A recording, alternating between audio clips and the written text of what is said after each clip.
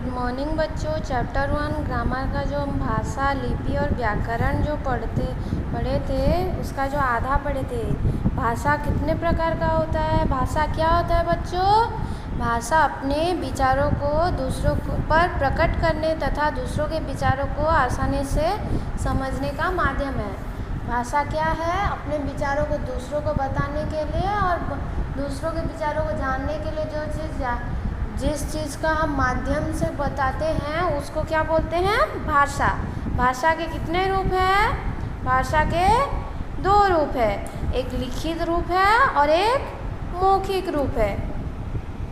विविध भाषा भी पढ़े थे। कितने प्रकार की भाषा पढ़े थे हम? हमारे देश में कितने प्रकार की भाषा चलती है? 22 प्रकार की भाषा चलती है। हमारी राष्ट्रभाषा क्या है? राष्ट्रभाषा है हिंदी।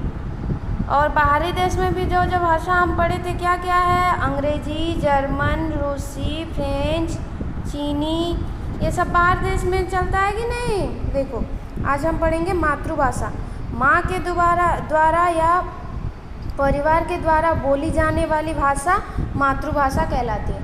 जो हम कोई भी बच्चा अगर जन्म लेता है, पहले जिस भाषा को वो बोलता है वही उसका मातृभाषा है। बच्चे जिस परिवार में पलता वो बड़ा होता है, उसी परिवार की बोली जाने वाली भाषा को वह सबसे पहले समझना व बोलना सीखता है। मतलब कोई बच्चा अगर उड़ीसा में पैदा होता है तो पहले वो ओडिया सीखेगा। अगर कोई महाराष्ट्र में पैदा होता है तो पहले मराठी सीखेगा। ऐसे परिवार जहाँ रहता है, जिस जगह पर परिवार रहता है वहाँ पर पहले जो उसने भाषा सीखा उसको हम मातृभाषा कहते हैं। यही भाषा उसकी मातृभाषा कहलाती है। वो भाषा ही उसकी मातृभाषा है। देखो, इंग्लैंड में रहने वाली मारिया अंग्रेजी बोलती है।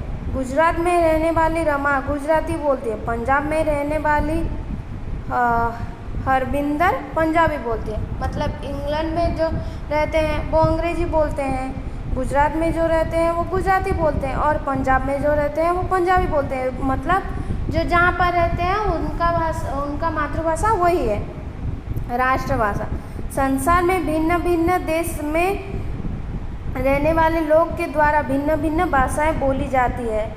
जैसे हमारे संसार में बहुत सारे देश हैं, तो हमारे संसार में बहुत सारे देश हैं, तो बहुत सारे देश में बहुत सारी भाषाएं बोली जाती है। तो जैसे भारत में हिंदी, इंग्लैंड में अंग्रेजी और जर्मन बोले जाते हैं कि नहीं?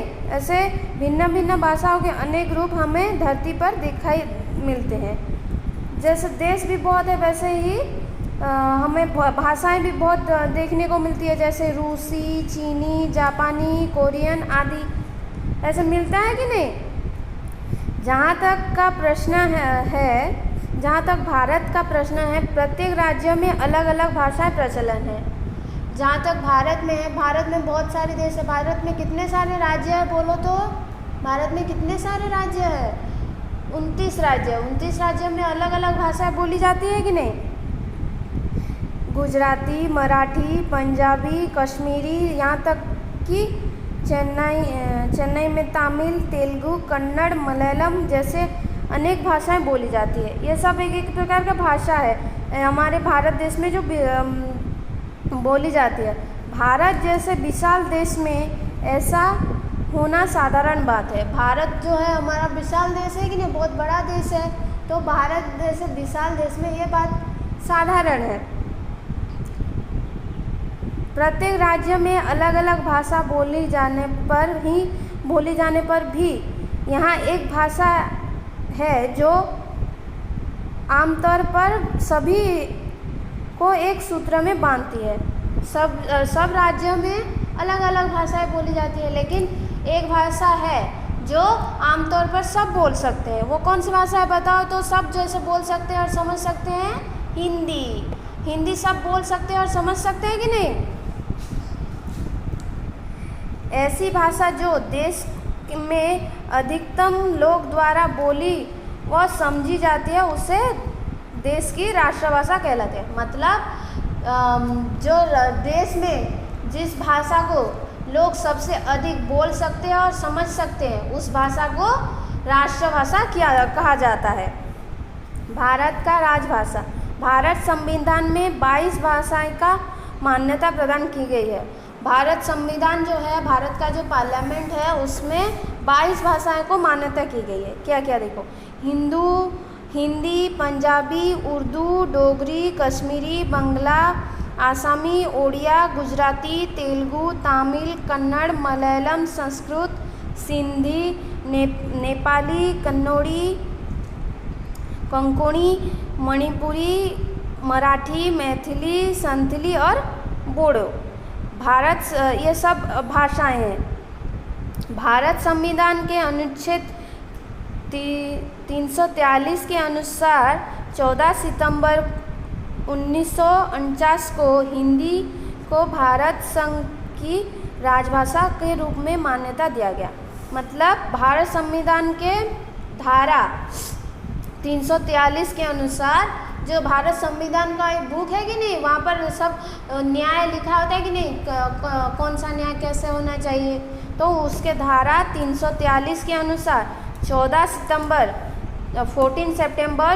1949 में भारत संघ की राजभाषा के हिंदी को भारत संघ की राज्यभाषा के रूप में मान्यता दिया गया था।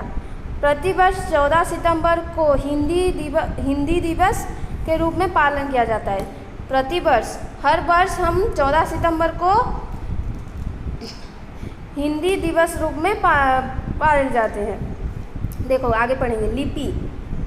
मुख से निकलने वाली हर ध्वनि को लिखने के लिए एक संकेत चिन्ह निश्चित किया गया है।